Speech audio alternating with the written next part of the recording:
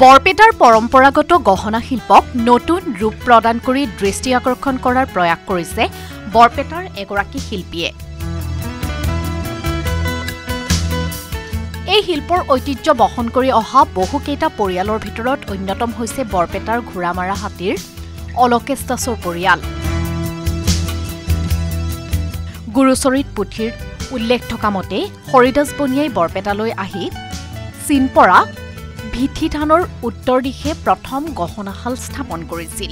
সেই সময়ৰ পৰা আজিলৈকে এই ঐতিহ্যবাহী শিল্পই বৰপেটাত জীপাল হৈ আছে।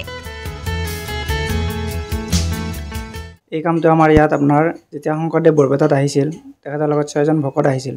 তাৰে মাজত একজন আছিল হৰিদাস বনিয়া আতা। তেখেতে এই কামটো ইয়াতে বহি ঘোঁৰামাৰা হাতীত বহি এই কামটো কৰিছিল। আৰু তেতিয়াৰ পৰাই আমাৰ বনিয়া সম্প্ৰদায়ৰ মানুহখিনি প্ৰত্যেকৰে ঘৰে ঘৰে ঘোঁৰামাৰা হাতীত এই কামটো কৰি আহিছে। ঠিক তেনেদৰে আমাৰ বংশৰ ককাহঁতেও এনেকৈ কৰি আহি দেউতাই কৰিছে। দেউতাৰ পৰা 2007 চনৰ পৰা এই কামটো মই দায়িত্ব লৈ কৰি আছোঁ। সেই সময়ৰ পৰা চলি অহা উদ্যোগটোক অলকেশ দাসে নিজৰ সৃজনী চিন্তাৰে এক নতুন মাত্ৰা প্ৰদান কৰিছে। বৰ্তমান সময়ছোৱাত অলকেশ দাসৰ লগতে তেওঁ পৰিয়ালৰ সকলো সদস্যই এই শিল্পৰ সৈতে জড়িত হৈ আছে। তেওঁলোকে কোনো অত্যাধুনিক সঁজুলি ব্যৱহাৰ নকৰাকৈ কেৰু, কেঁচেলুৰীয়া হাৰ, ঢোল মাদুলি, কপালি আদি প্ৰস্তুত কৰে। পৰম্পৰাগত অলংকাৰৰ উপৰিও অলকেশ দাসে ৰূপেৰে শ্ৰীমন্ত শংকৰদেৱৰ বিভিন্ন মূৰ্তি, ঢোল, পেঁপা আদি প্ৰদৰ্শনীৰ বাবে নিৰ্মাণ কৰি আহিছে। অসম চৰকাৰৰ উদ্যোগ বিভাগৰ সহযোগত তেওঁ ভাৰতৰ বিভিন্ন ৰাজ্যৰ লগতে নেপালতো নিজৰ শিল্পকলা প্ৰদৰ্শন কৰি অহাৰ সুযোগ লাভ কৰিছে।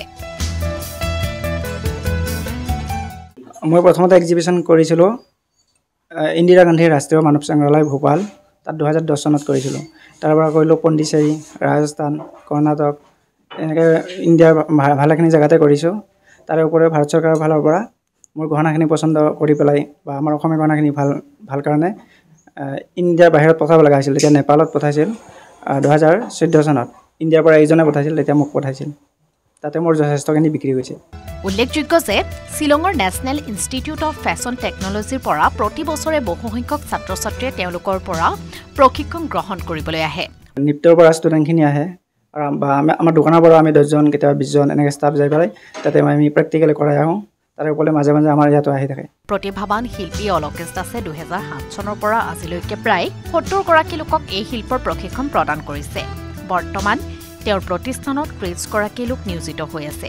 বিগত 2015 চনত তেওঁ ককাগৰ নামেৰে পিতৃয়ে স্থাপন কৰা প্ৰতিষ্ঠানখনৰ দায়িত্ব লৈ প্ৰচাৰ আৰু প্ৰসাৰৰ হকে কাম কৰি আহিছে।